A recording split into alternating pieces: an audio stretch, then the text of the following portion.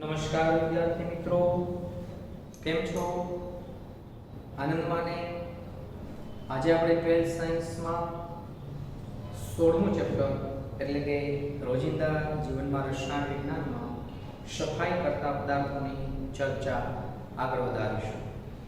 Last લેક્ચરમાં આપણે સફાઈ કરતા પદાર્થોમાં સાબુની ચર્ચા કરેલી, પણ સાબુની મુખ્ય મર્યાદા એ છે કે તે કઠિન પાણી કે એસિડિક પાણી હોય તેમાં યોગ્ય સફાઈ ક્ષમતા દર્શાવતું નથી. તો સાબુના વિકલ્પ તરીકે હાલમાં તેના કરતાં પણ સારી સફાઈ ક્ષમતા ધરાવતા પદાર્થો વિકસાવવામાં આવેલા છે કે જે એસિડિક પાણી હોય, કઠિન પાણી હોય છતાં પણ યોગ્ય માત્રામાં સફાઈ કરતાનો ગુણધર્મ ધરાવે છે, જેને આપણે પ્રક્ષાલકો તરીકે ઓળખીએ છીએ. નેક્સ્ટ પોઈન્ટ, નેક્સ્ટ ટોપિક, પ્રક્ષાલકો વિશે નોંધ લખો. પ્રક્ષાલકો વિશે નોંધ લખો.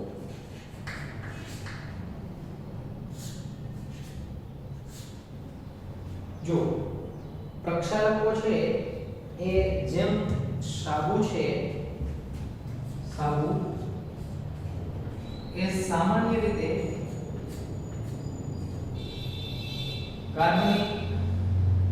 કાર્બોક્સિલિક એસિડ જે છે, ફેટી એસિડ, એનો સોડિયમ કે પોટેશિયમ ક્ષાર છે.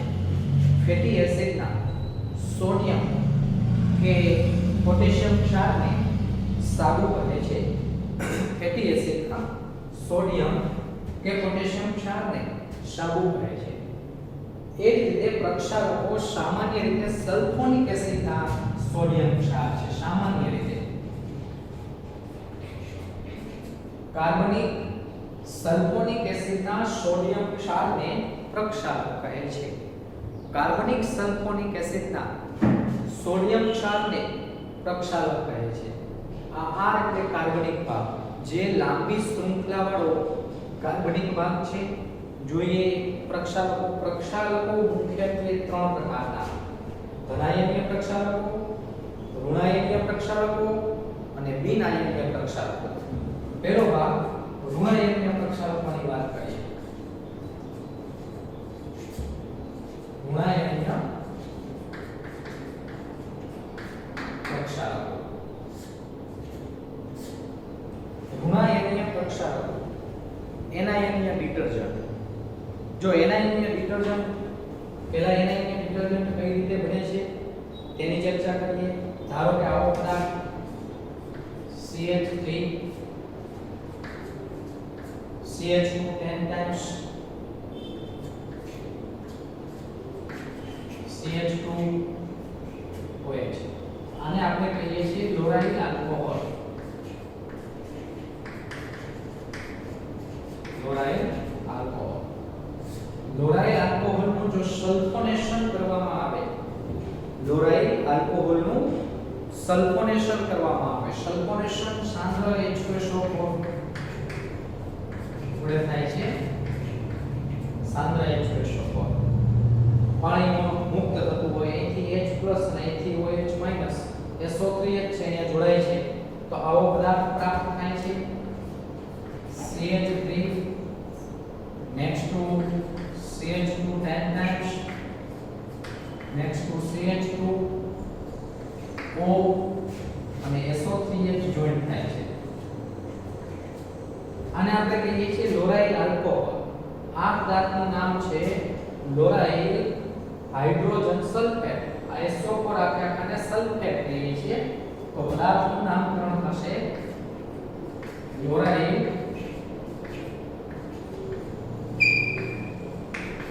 Hydrogen sulphate. Chloride hydrogen sulphate. Chloride hydrogen sulphate છે એને જો તટસ્થીકરણ કરવામાં આવે NaOH વડે, NaOH ના દ્રાવણ વડે, NaOH aqueous, તો અહીંથી H+ અહીંથી OH- H2O દૂર થશે, મીન્સ H+ ને સ્થાને Na+ આવશે, તો આવો પદાર્થ પ્રાપ્ત થાય છે. CH3 CH2 10 times CH2O SO3H ને બદલે SO3 ને જેનું નામ છે પહેલા સોડિયમ બોલવાનું હોય સોડિયમ લોરાઇલ સલ્ફેટ SO4 છે એટલે સલ્ફેટ નામકરણ થશે સોડિયમ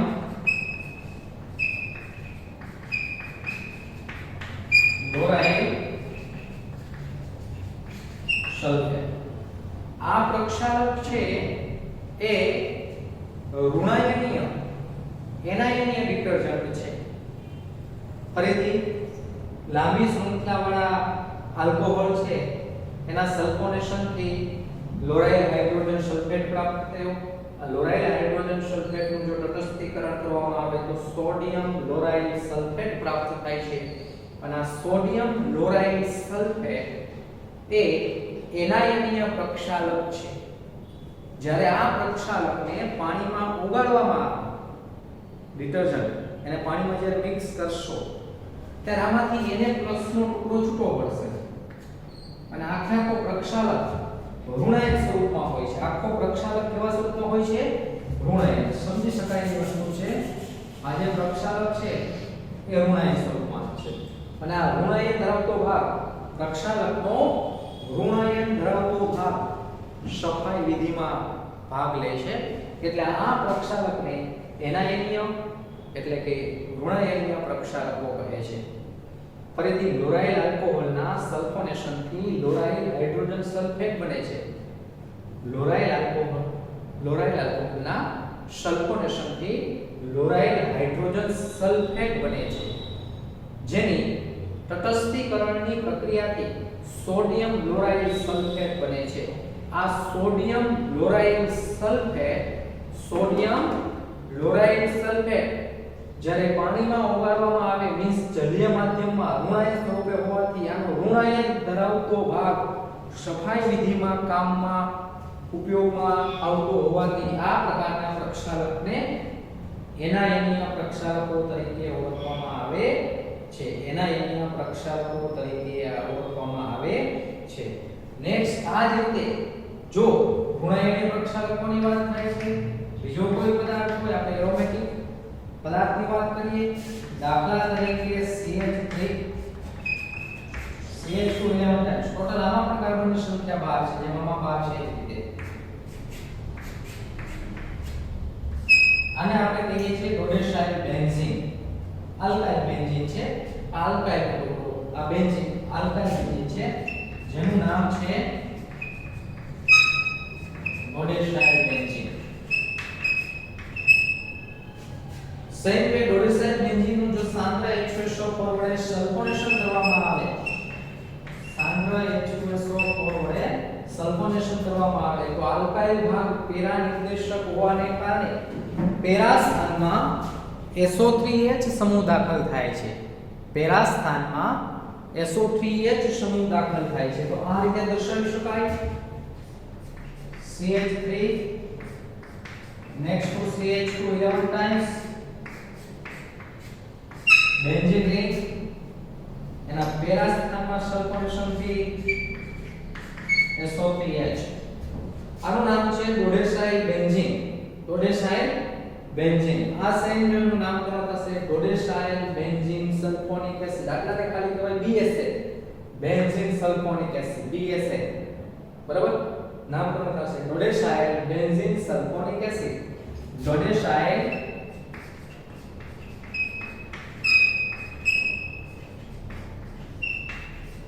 બેન્ઝીન સલ્ફોનિક એસિડ જેનું તટસ્થીકરણ કરવામાં આવે એને વચ્ચે વચ્ચેના દ્રાવણ વડે H+ OH- H2O દૂર થશે મીન્સ Na+ છે એ H+ ને સ્થાને જે રીતે જોડાતો હતો એ જ રીતે જોડાશે તો આવી પ્રોડક્ટ પ્રાપ્ત થાય છે CH3 CH2 11 times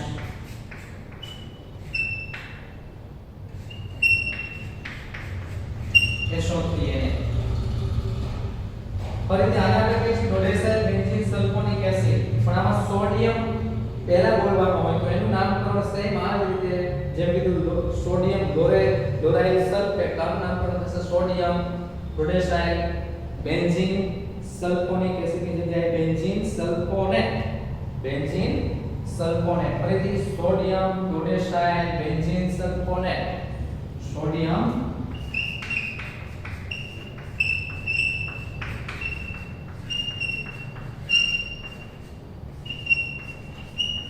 ડોડેસાઇલ બેન્ઝીન આ પ્રક્ષાલકને પણ જ્યારે પાણીમાં ઉકાળવામાં આવે ત્યારે NH+ દૂર થાય છે પ્રક્ષાલકનો આખો ભાગ ઋણાયન સ્વરૂપે હોય છે તો આ બંને પ્રકારના પ્રક્ષાલકોને ઋણાયનીય પ્રક્ષાલકો તરીકે ઓળખવામાં આવે છે અથવા જેને આપણે અંગ્રેજીમાં કહીએ છીએ એનાયનિક ડિટર્જન્ટ એટલે એનાયનિક ડિટર્જન્ટ છે એ સામાન્ય રીતે શું છે લાંબી શૃંખલાવાળા આલ્કોહોલ સંયોજનોની સાંદ્ર સલ્ફ્યુરિક એસિડ સલ્ફેટની પ્રક્રિયાથી આલ્કાઇલ હાઇડ્રોજન સલ્ફેટ બને છે આલ્કાઇલ હાઇડ્રોજન સલ્ફેટ બને છે જેને આલ્કલી વડે તટસ્થીકરણ કરતા ઋણાયનીય પ્રક્ષાલકો બને છે ફરીથી લાંબી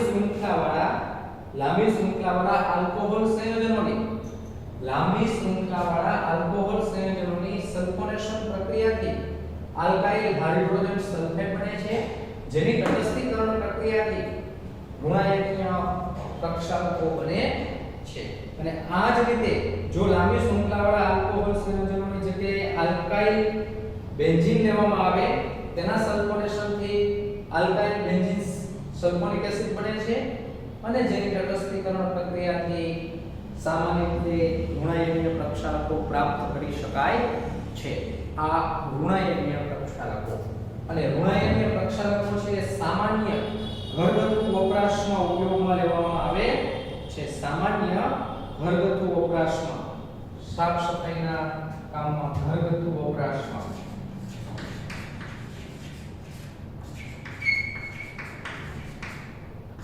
ઋણાયનીય પ્રક્ષાલકો ક્યાં ઉપયોગમાં લેવામાં આવે છે સામાન્ય ઘરગથ્થુ વપરાશમાં એ ઉપયોગમાં લેવામાં આવે છે ગૃહકાર્યમાં ઉપયોગમાં લેવામાં આવે છે એમ પણ કહી શકાય ગૃહકાર્યમાં ઘરગથ્થુ વપરાશ એટલે ગૃહકાર્ય બીજું ટૂથપેસ્ટમાં પણ તેનો ઉપયોગ કરવામાં આવે છે ટૂથપેસ્ટ ઘરગથ્થુ વપરાશ અને ટૂથપેસ્ટ ફરીથી બે પ્રકારના પ્રક્ષાલકો આપેલા છે સોડિયમ લોરાઇલ સલ્ફેટ અને આનું નામ છે સોડિયમ ડોડેસાઇલ બેન્ઝીન સલ્ફોનેટ આ બે પ્રકારના પ્રક્ષાલકો ઋણાયનીય પ્રક્ષાલકો એટલે કે એનાયનીય પ્રક્ષાલકોમાં આપેલા છે નેક્સ્ટ બીજો ભાગ ધનાયનીય પ્રક્ષાલકો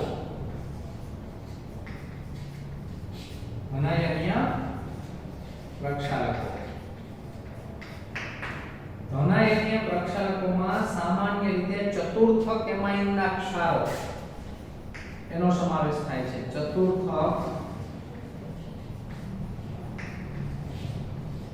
એમાઇનના ક્ષાર એક ક્ષારમાં સામાન્ય રીતે ક્લોરાઇડ બ્રોમાઇડ એસિટેટ જેવા સોલ્ટ હોય છે જેમ કે ચતુર્થક એમાઇનના ક્ષારોમાં એકદમ સરળ આ પ્રકારનો ભાગ હોય CH3 નેક્સ્ટ ટુ CH2 15 વખત નાઇટ્રોજન છે મિથાઇલ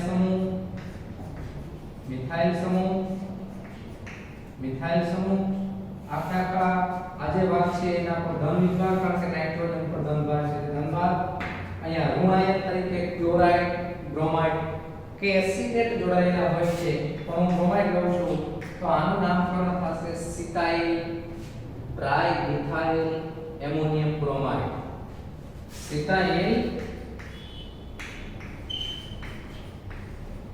ટ્રાઇમિથાઇલ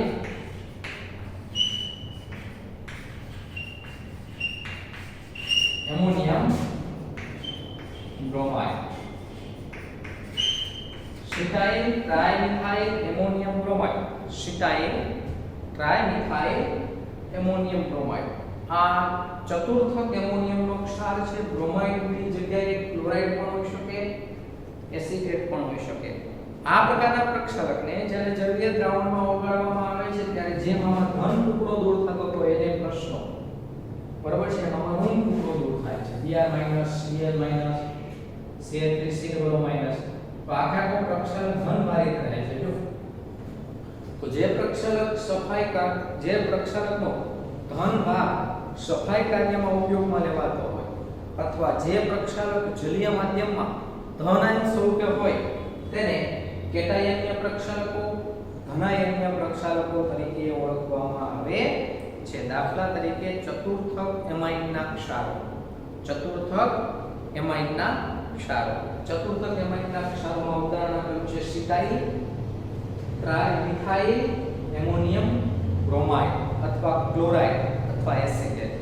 આ પ્રક્ષાલકને જ્યારે જલીય દ્રાવણમાં ઓગાળવામાં આવે છે ત્યારે ધનાયન સ્વરૂપે હોય છે.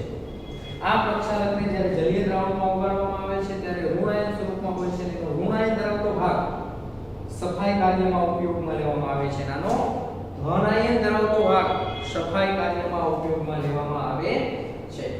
ચતુર્થક એમાઇનના ક્ષારો છે એ સામાન્ય રીતે થોડા મોંઘા છે. બીજું તેનો ઉપયોગ ક્યાં થાય છે તો વાળના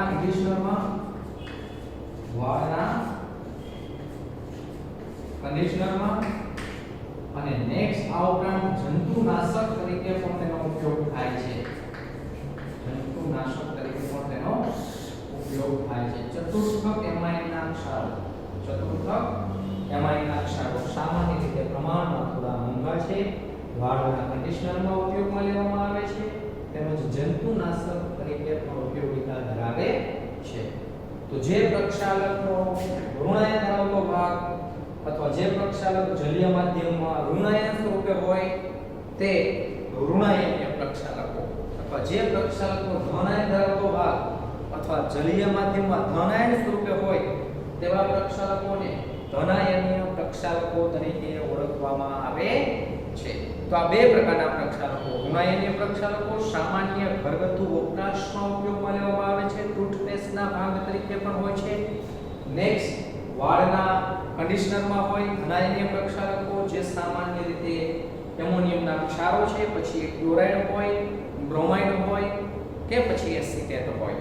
અને નેક્સ્ટ લાસ્ટ વન ત્રીજો ભાગ જે પ્રક્ષાલક જલીય દ્રાવણમાં ધનાયન સ્વરૂપે, ઋણાયન સ્વરૂપે ન હોય પરંતુ તટસ્થ અણુ તરીકે રહેલો હોય તેવા પ્રક્ષાલકોને બિન આયનીય પ્રક્ષાલકો તરીકે ઓળખવામાં આવે છે. બિન આયનીય પ્રક્ષાલકો, નોન આયોનિક ડિટર્જન્ટ.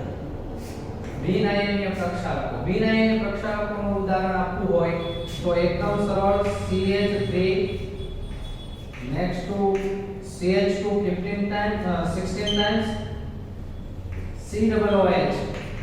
આ તમને ખ્યાલ છે કાર્બનની સંખ્યા C17 A35 COOH stearic acid.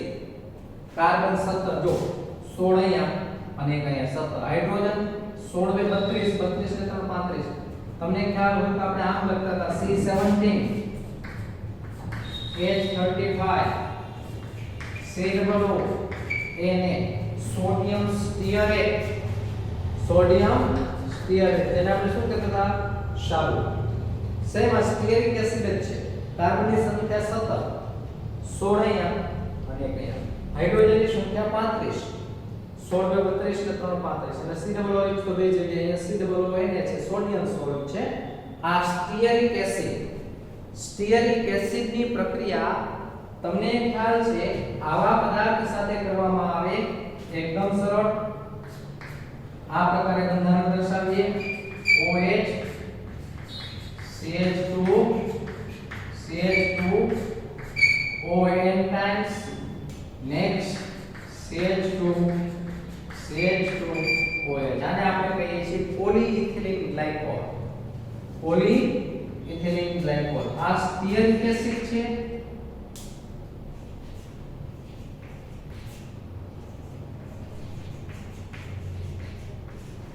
આ પોલીઇથિલિન ગ્લાયકોલ છે, પોલીઇથિલિન ગ્લાયકોલ. એસિડ અને આલ્કોહોલ વચ્ચે એસ્ટરીકરણની પ્રક્રિયા થશે, H2O દૂર થશે, એકદમ સરળ, અહીંથી H અને અહીંથી OH. H2O દૂર થશે, જે સંયોજન બનશે તેનું સૂત્ર CH3 CH2 16 વખત COO next to CH2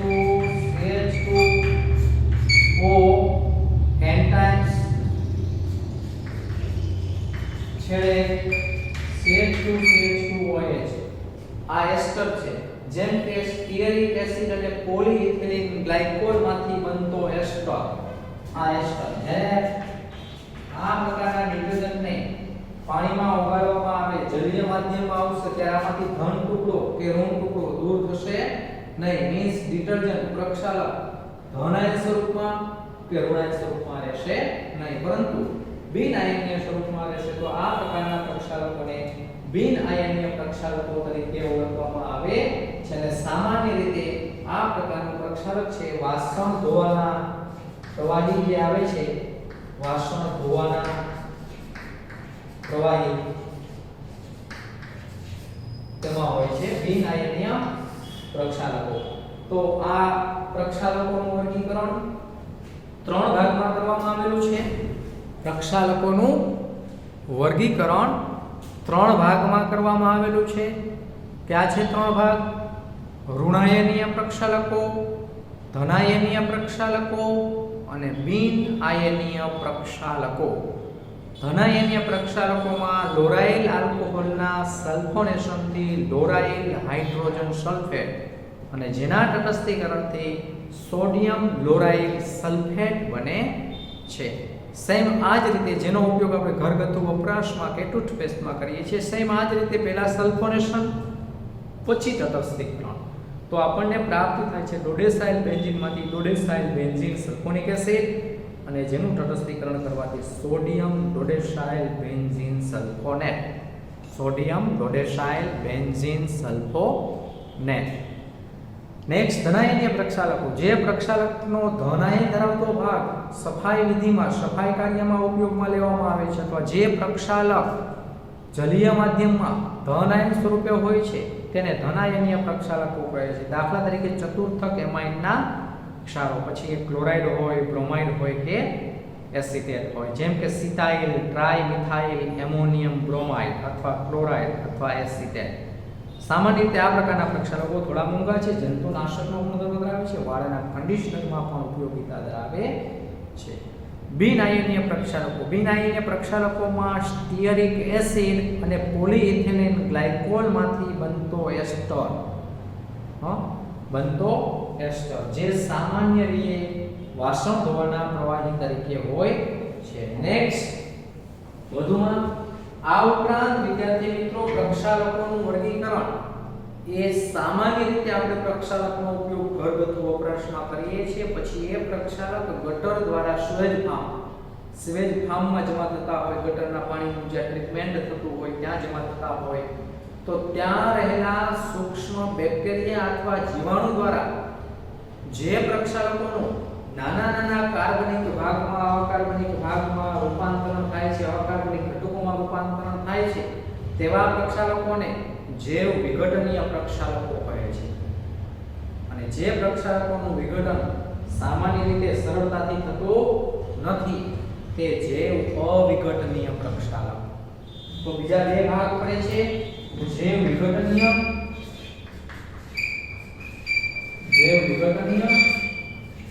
અને બીજું જૈવ અવિઘટનીય.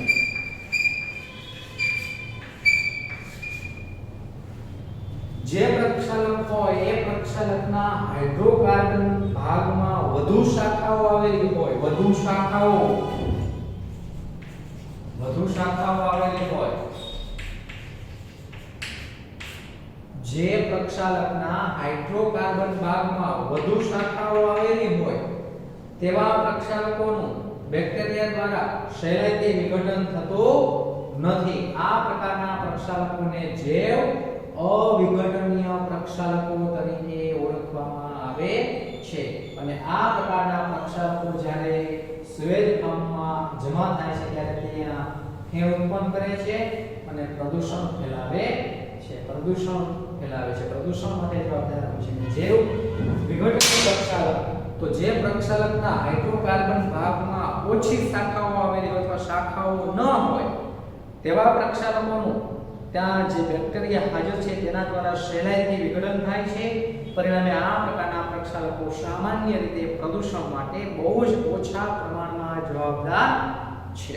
તો જૈવ વિઘટનીય અને જૈવ અવિઘટનીય પ્રક્ષાલક. તો આટલો ભાગ ત્યાં સફાઈ કરતા પદાર્થમાં આપેલો છે.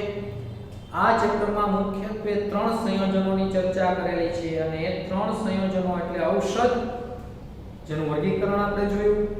બીજો ભાગ ખાદ્ય રસાયણ, 3 રસાયણની ચર્ચા કરી. 3 રસાયણ કૃત્રિમ ગળ્યા પદાર્થો જોયા, પ્રિઝર્વેટિવ્સ જોયા, એન્ટીઓક્સિડન્ટ્સ જોયા અને ત્રીજો ભાગ એટલે સફાઈ કરતા પદાર્થો જેમાં સાબુ અને પ્રક્ષાલક. આટલી ચર્ચા ત્યાં રોજિંદા જીવનમાં રસાયણ વિજ્ઞાનમાં થયેલી છે. સામાન્ય રીતે થોડા અણુસૂત્રો નામ યાદ રાખવાના છે, પણ બંધારણ કદાચ યાદ ન રાખો તો ચાલશે. એટલે વારંવાર આ ચેપ્ટરની પ્રેક્ટિસ કરવાની કે જ્યાં જે ઔષધના નામ આવતા હોય અથવા કેમિકલ્સ ખાદ્ય રસાયણોના નામ આવતા હોય કે કોઈ પણ અણુસૂત્ર આવતા હોય, સોડિયમ સ્ટીઅરેટ છે કે બીજા કોઈ પણ અણુસૂત્ર, એ વારંવાર લખી અને રિપીટ કરવું કે જેથી આપણને લાંબો સમય માટે યાદ રહે, ભૂલાવાની શક્યતાઓ થોડી ઓછી. વિદ્યાર્થી મિત્રો, આપણે નેક્સ્ટ આગળ વધીએ. પાર્ટ 1 માં નેક્સ્ટ ચેપ્ટરની શરૂઆત કરીએ. ચેપ્ટર નંબર 6 ની થોડી શરૂઆત કરીએ. Part 1 chapter number 6.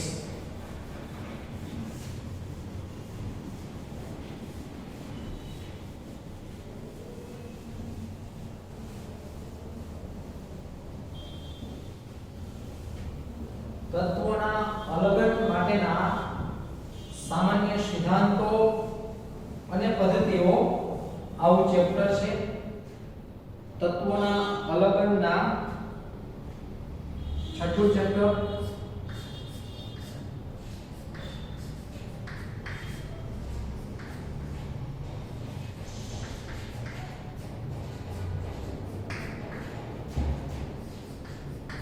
તત્વોના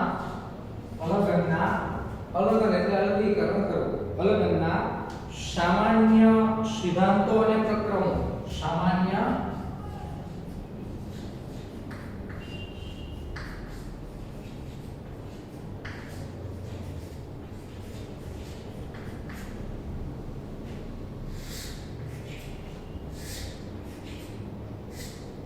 તત્વોના અલગનના સામાન્ય સિદ્ધાંતો અને પદ્ધતિઓ, પ્રક્રમો. તત્વોના અલગટના સામાન્ય સિદ્ધાંતો અને પ્રક્રમો. Chapter number 6 part 1. થોડી બેઝિક માહિતી આપણે મેળવીએ. અને આમાં જે તત્વોના અલગટના સામાન્ય સિદ્ધાંતો અને પ્રક્રમો જોવાના છે એ બધા ધાતુ તત્વો. ધાતુ તત્વો છે એ વર્ષોથી ઉપયોગમાં લેવાતા તત્વો છે. તમને ખ્યાલ છે વર્ષો પહેલા જે રાજાઓના જે લેખ છે તામ્રપત્રમાં લખવામાં આવતા. વર્ષો પહેલા ચલણમાં જુદા જુદા પ્રકારના જે સિક્કાઓ હતા, ચલણી સિક્કા, એ સામાન્ય રીતે સોનામાંથી, ચાંદીમાંથી બનેલા હતા. સોનું, ચાંદી, તાંબુ, લોખંડ, આ બધા તત્વો વર્ષો જૂના તત્વો છે. તો સ્વાભાવિકપણે કહી શકાય કે એમાંથી મોટાભાગના તત્વો, દાખલા તરીકે સોનું અને ચાંદી, એ તો મુક્ત અવસ્થામાં મળે છે, તાંબુ પણ મળે છે થોડા ઘણા પ્રમાણમાં, પણ લોખંડ છે, ટીન છે, આ મુક્ત અવસ્થામાં મળતું નથી. છતાં આ લોખંડ છે એ વર્ષો જૂનું વર્ષોથી લોખંડને આપણા પૂર્વજો ઉપયોગમાં લેતા આવ્યા છે.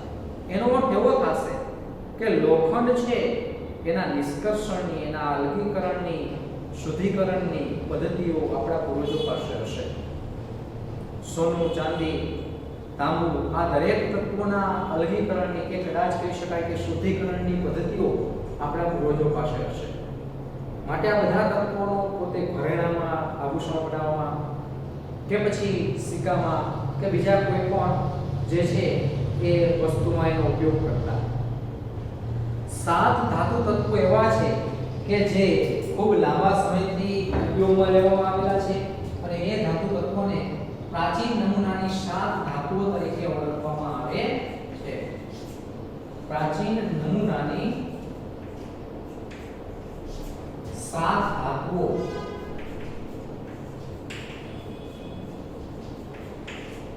કઈ 7 ધાતુઓ છે જેમાં તમને ખ્યાલ છે? સોનું એટલે કે ઓરમ, ચાંદી એટલે કે આર્જેન્ટિના, સોનું, ચાંદી, સોનું, ઓરમ, આર્જેન્ટિના, ચાંદી, કોપર, તાંબુ, લોખંડ છે, સીસુ છે, પીબી, પ્લમ્બમ, સીસુ, ટીન એટલે કે કલાય, એસએન, મર્ક્યુરી. આ 7 તત્વો એવા છે કે જે ધાતુ તત્વોનો આપણે ઘણા સમયથી ઉપયોગ કરીએ છીએ, ઉપયોગમાં લઈએ છીએ. આ 7 ધાતુ તત્વો એવા છે કે જેને પ્રાચીન નમૂનાની 7 ધાતુઓ તરીકે ઓળખવામાં આવે છે. પ્રશ્ન પૂછાય કે પ્રાચીન નમૂનાની 7 ધાતુઓ જણાવો, તો સોનું, ચાંદી, તાંબુ, લોખંડ, સીસુ, ટીન એટલે કે કલાય અને પારો આ 7 પ્રાચીન નમૂનાની ધાતુઓ છે. અને બીજું કે આ બધા ધાતુ તત્વો વર્ષોથી ઉપયોગમાં લેવામાં આવેલા છે મોટા ભાગના, બરાબર. અને આપણા દેશમાં લગભગ 7000 વર્ષથી 7000 વર્ષ ભારત દેશ, આપણા દેશ ભારતમાં 7000 અગાઉ વર્ષથી આ બધા ધાતુ તત્વોનો ઉપયોગ કરવામાં આવેલો. એમાં જુદા જુદા નમૂનાઓ પ્રાપ્ત થયેલા છે. જેમ કે ભારતીય ઉપખંડ એટલે વર્ષો પહેલા ભારત, પાકિસ્તાન, બરોબર છે, બર્મા, નેપાળ બધો ભાગ સામાન્ય રીતે પહેલા ભેગો હતો. અફઘાનિસ્તાનનો ભાગ પણ ભારતમાં જ ભળેલો હતો. તો ભારતીય ઉપખંડ કહેવાય. એ ભારતીય ઉપખંડમાં રહેલું બલુચિસ્તાન કે જે હાલમાં પાકિસ્તાનમાં આવેલું છે, બરાબર. બલુચિસ્તાન છે એમાં મેહગઢ ખાતે, બલુચિસ્તાનના મેહગઢ ખાતે તાંબાનો મણકો મળેલો છે. તાંબાનો મણકો. અને સામાન્ય રીતે એ ઈસવીસન પૂર્વે, સામાન્ય રીતે 6000 વર્ષ પહેલા, ઈસવીસન પૂર્વે 6000 વર્ષ જૂનો હોવાનો માનવામાં આવેલો છે, બરાબર. 6000 BC બિફોર ક્રાઇસ્ટ. ઈસવીસન પૂર્વે 6000 વર્ષ આજે તાંબાનો મણકો પ્રાપ્ત થયો છે બલુચિસ્તાનમાં. એ પણ સામાન્ય રીતે ભારતીય ઉપખંડ એટલે કે ભારત દેશ છે, આપણો દેશ છે, વર્ષોથી ધાતુના નિષ્કર્ષણની પદ્ધતિઓનો ઉપયોગ કરતો હોય, જાણતો હોય એવું માનવામાં આવે છે. ઘણા તેમાં સામાન્ય રીતે સબૂતો પ્રાપ્ત થયેલા છે, નમૂનાઓ પ્રાપ્ત થયેલા છે. તો 7000 વર્ષોથી ઈસવીસન પૂર્વે 6000 વર્ષ પહેલા તો આ પ્રાપ્ત થયો છે. 7000 વર્ષ કરતાં પણ અગાઉથી આપણા દેશમાં જુદી જુદી ધાતુઓનો ઉપયોગ કરવામાં આવતો, નિષ્કર્ષણ પણ થતું, એ આ બાબત તરફ લઈ જાય છે. જેમ કે ભારતીય ઉપખંડ બલુચિસ્તાન, એના મેહગઢમાં તાંબાનો મણકો પ્રાપ્ત થયેલો છે, જે સામાન્ય રીતે 6000 વર્ષ પૂર્વે, ઈસવીસન પૂર્વે 6000 વર્ષ જૂનો હોવાનું માનવામાં આવે છે. નેક્સ્ટ, આ ઉપરાંત ભારતના જુદા જુદા વિસ્તારમાંથી, જેમ કે ગુજરાત છે, રાજસ્થાન છે, મહારાષ્ટ્ર છે, મધ્યપ્રદેશ છે, આના જુદા જુદા જે સ્થાનો છે એ બધા જુદા જુદા સ્થાનોમાંથી સામાન્ય રીતે મળેલા તાંબાના નમૂના જુદા જુદા સ્થાનોમાં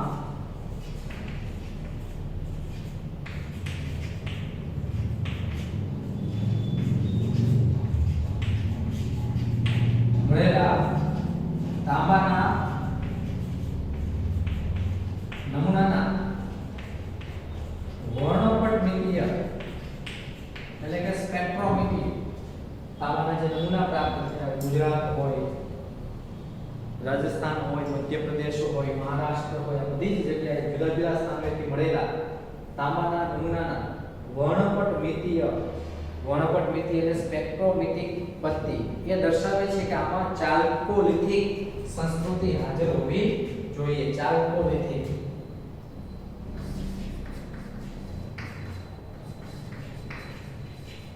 આપણને ચાલ્કોલિથિક સંસ્કૃતિ તરફ દોરી જાય છે. આમાં જે જુદા જુદા પ્રકારના જે તાંબાના નમૂનાઓ પ્રાપ્ત થયા, ક્યાંથી પ્રાપ્ત થયા? ગુજરાત, મહારાષ્ટ્ર, મધ્યપ્રદેશ, રાજસ્થાનના જુદા જુદા વિસ્તારોમાંથી તાંબાના જે જુદા જુદા નમૂનાઓ, પછી એમાં વાસણો હોય, ઘરેણાઓ હોય કે પછી બીજી કોઈ પણ પ્રકારના શસ્ત્ર સરંજામ હોય, સિક્કા હોય, એ બધા આપણને ચાલ્કોલિથિક સંસ્કૃતિ તરફ દોરી જાય છે.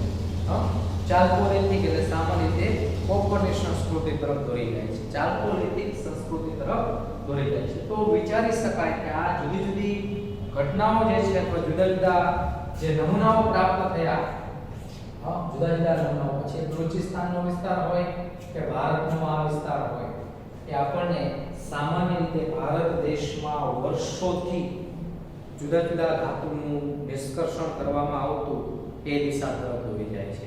જુદી જુદી ધાતુઓનું નિષ્કર્ષણ કરવામાં આવતું એ દિશા તરફ દોરી જાય છે. આ બધા નમૂનાઓ જે પ્રાપ્ત થતા એને જે બનાવવા માટે પછી એ સોનાના આભૂષણો હોય, બરાબર, એ બધા બનાવવા માટે ધાતુ કર્મ વિધિનો ઉપયોગ થતો. સામાન્ય રીતે આજે તાંબાના જે નમૂનાઓ પ્રાપ્ત થયા છે એ તાંબાના નમૂનાઓ બનાવવા માટે જે તાંબુ જે છે જેના પર ચાલ્કોપાયરાઇટ્સ તરીકે ઓળખીએ છીએ ખનિજને, ચાલ્કોપાયરાઇટ્સ જે છે એ ક્યાંથી પ્રાપ્ત કરવામાં આવતું? તો પર્વતીય વિસ્તારમાંથી પ્રાપ્ત કરવામાં આવતું. અરવલ્લી પર્વતના વિસ્તારમાંથી એ પ્રાપ્ત કરવામાં આવતું. અરવલ્લી પર્વતમાળામાં ચાલ્કોપાયરાઇટ, કોપરની એક અગત્યની ખનિજ છે CuFeS2. ચાલ્કોપાયરાઇટ એટલે CuFeS2 એટલે ચાલ્કોલિથિક સંસ્કૃતિ તરફ આપણને લઈ જાય છે. તો સિમ્પલ પ્રાચીન નમૂનાની 7 ધાતુઓ પૂછાય તો સિલ્વર, ઓર, કોપર, લેડ, ટીન અને મર્ક્યુરી. ભારતીય નહીં પણ જુદી જુદી સંસ્કૃતિ, પછી સિંધુ ખીણની સંસ્કૃતિ હોય, હડપ્પા સંસ્કૃતિ હોય કે મોહેન્જો-દડો હોય, આ બધી સંસ્કૃતિઓમાં પણ સોનાના આભૂષણો, ઘરેણાં બનાવવા માટે, સિક્કા બનાવવા માટે કે રોજિંદા જીવનમાં જે વાસણો છે એ બનાવવા માટે જુદી જુદી ધાતુઓનો ઉપયોગ થતો. બરાબર, હડપ્પા સંસ્કૃતિ જે છે, અને તમને કદાચ ખ્યાલ હશે કે હડપ્પા સંસ્કૃતિ જે છે એ હડપ્પા સંસ્કૃતિમાં ઇલેક્ટ્રમ મિશ્ર ધાતુનો ઉપયોગ થતો. ઇલેક્ટ્રમ મિશ્ર ધાતુ, ઇલેક્ટ્રમ મિશ્ર ધાતુ છે ને, ઇલેક્ટ્રોન નહીં,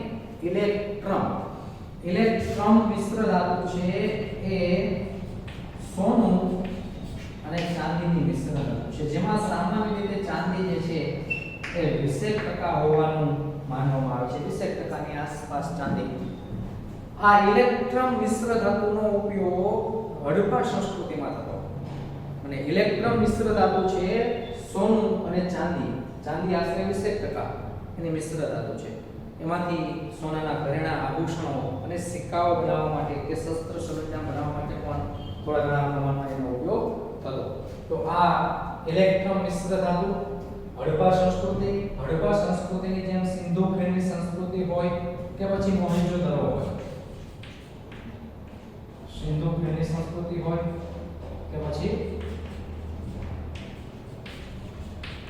આ બધી સંસ્કૃતિઓ જે છે એ આપણને વર્ષોથી ધાતુ તત્વ જે છે એનું નિષ્કર્ષણની રીતો, ધાતુ તત્વના અલગ યાંત્રિકીકરણની રીતો આપણા પૂર્વજો ઉપયોગમાં લેતા એ દિશા તરફ લઈ જાય છે. સિંધુ ખીણની સંસ્કૃતિ હોય, મોહેંજો-દડો હોય કે પછી હડપ્પા સંસ્કૃતિ, આમાંથી પ્રાપ્ત થયેલા નમૂનાઓ સામાન્ય રીતે ભારતમાં દિલ્હીમાં રહેલા નેશનલ મ્યુઝિયમમાં રાખવામાં આવેલા છે, સંગ્રહ કરવામાં આવેલા છે. આમાંથી જે નમૂનાઓ પ્રાપ્ત થયા છે તે ભારતમાં દિલ્હી ખાતે નેશનલ મ્યુઝિયમમાં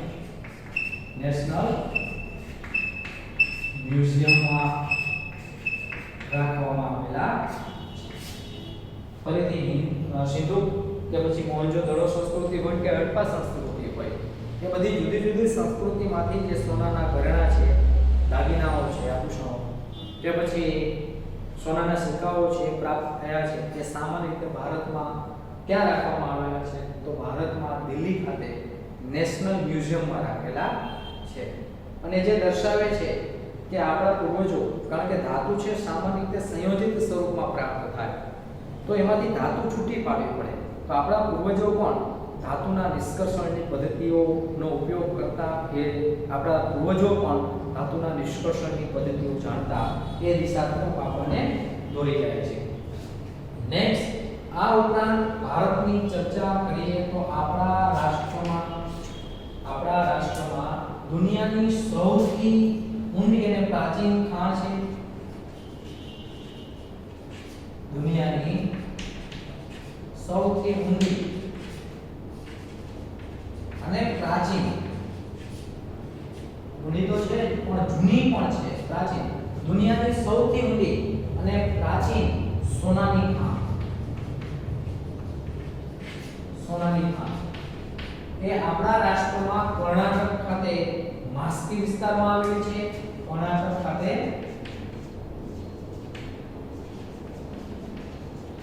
માસ્કી વિસ્તારમાં આવેલી છે, જે દર્શાવે છે કે આપણા પૂર્વજો એ સોનાના જે છે ધાતુ, જે સોનું અલગ કરી કદાચ એનો ઉપયોગ વર્ષોથી ઘરેણા અને આભૂષણો બનાવવા માટે તેમજ સિક્કાઓ બનાવવા માટે કરતા. દુનિયાની સૌથી ઊંડી અને પ્રાચીન સોનાની ખાણ કર્ણાટક ખાતે માસ્કી વિસ્તારમાં આવેલી છે. તો આ બધા મુદ્દાઓ આપણને આપણા પૂર્વજો એ દરેક જુદા જુદા ધાતુ તત્વોના નિષ્કર્ષણની પદ્ધતિઓ જાણતા એ દિશા તરફ લઈ જાય છે.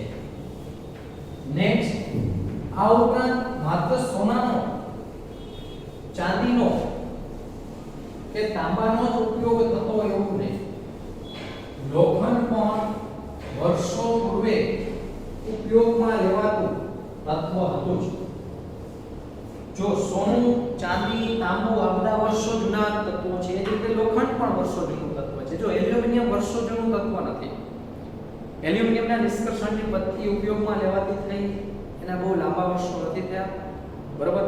લગભગ 101 વર્ષ જેટલો સમયગાળો 1922-23 ની આસપાસ એલ્યુમિનિયમના નિષ્કર્ષણની પદ્ધતિ પોલ અને હેરાઉલ્ડ નામના વૈજ્ઞાનિકોએ એ પદ્ધતિ વિકસાવેલી છે.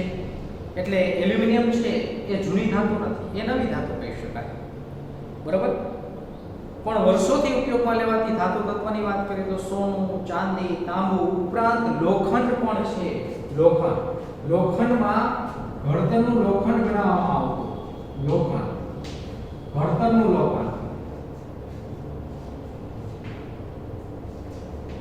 લોખંડ કઈ રીતે બનાવવામાં આવતું? તો જેમાં સામાન્ય રીતે લોખંડને ચારકોલ અને રેતી સાથે ગરમ કરવામાં આવતું. લોખંડ, ચારકોલ અને રેતીને ગરમ કરવામાં આવતું. અને આપણા રાષ્ટ્રમાં આ બધી જે જુદા જુદા નમૂનાઓ પ્રાપ્ત થયા છે એના પરથી માહિતી મળે છે કે આ બધાના મિશ્રણને, લોખંડ હોય, ચારકોલ, કાર્બન હોય અને રેતી હોય, એના મિશ્રણને જો ક્રુસિબલમાં ગરમ કરવામાં આવે, ક્રુસિબલ એટલે સામાન્ય રીતે ચાઇના ક્લેની બનેલી માટીની બનેલી છે, ચિનાઈ માટીની બનેલી વાટકી, બરાબર. એને ક્રુસિબલ કહેવાય. ચાઇના ક્લે, માટીમાંથી બનેલી એ વાટકી હોય કે જે લાંબુ તાપમાન સહન કરી શકે.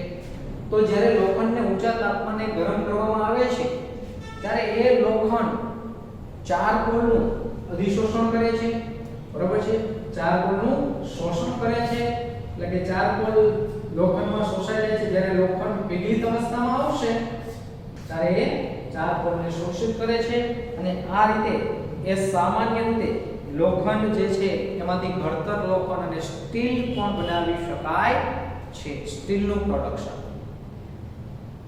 ભારતમાં દિલ્હી ખાતે એક સ્તંભ આવેલો છે કે જે આશરે 1600 વર્ષોથી તેના પર કોઈ પણ પ્રકારની કાટની પણ ક્રિયા લાગેલી નથી. એ લોખંડનો તેમજ અન્ય તત્વો અલ્પ પ્રમાણમાં રહેલા છે. એ 1600 વર્ષ જૂનો ભારતમાં દિલ્હી ખાતે 1600 વર્ષોથી જૂનો 1600 વર્ષોથી જૂનો એક સ્તંભ આવેલો છે અને આ સ્તંભ જે છે એ સામાન્ય રીતે શેનો બનેલો છે તો મોટા ભાગે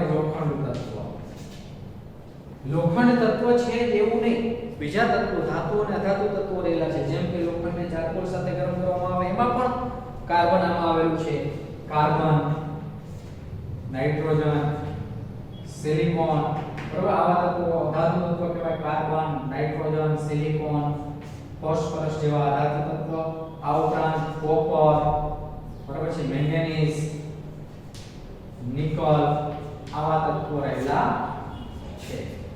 તો દિલ્હીમાં જે સ્તંભ આવેલો છે એ 1600 વર્ષોથી એમનો મટીકા મૂક્યો છે, જેના પર હાલમાં પણ કાટની કોઈ પણ પ્રકારની બેઝિક ક્રિયાઓ હજુ સુધી જણાય નથી.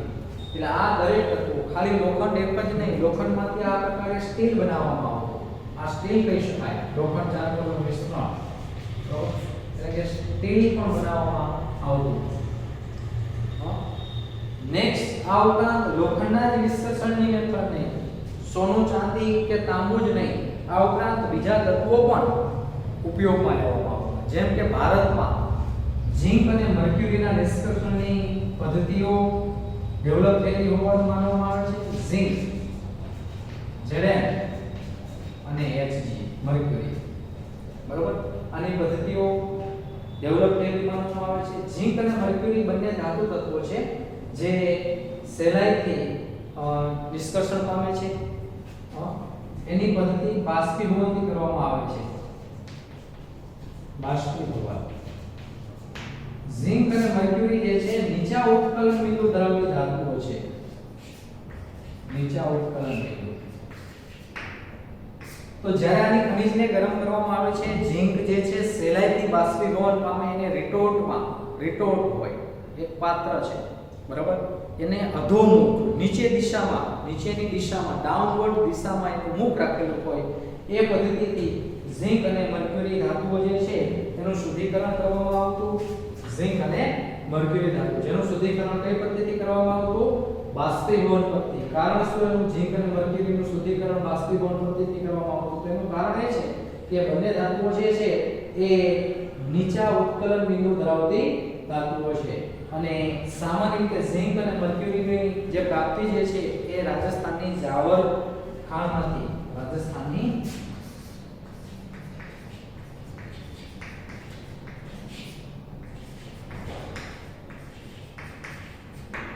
તો આ બધા તત્વો આપણે આવતા લેક્ચરમાં આ દરેક ધાતુ તત્વો, એની ખનિજો, એના નિષ્કર્ષણની પદ્ધતિઓ જોશું. મીન્સ આ બધી પૂર્વ ધારણાઓ છે કે આવું સામાન્ય રીતે વિચારવામાં આવતું કે આ દરેક તત્વો જે છે એ આપણાથી અજાણતા તત્વો નથી.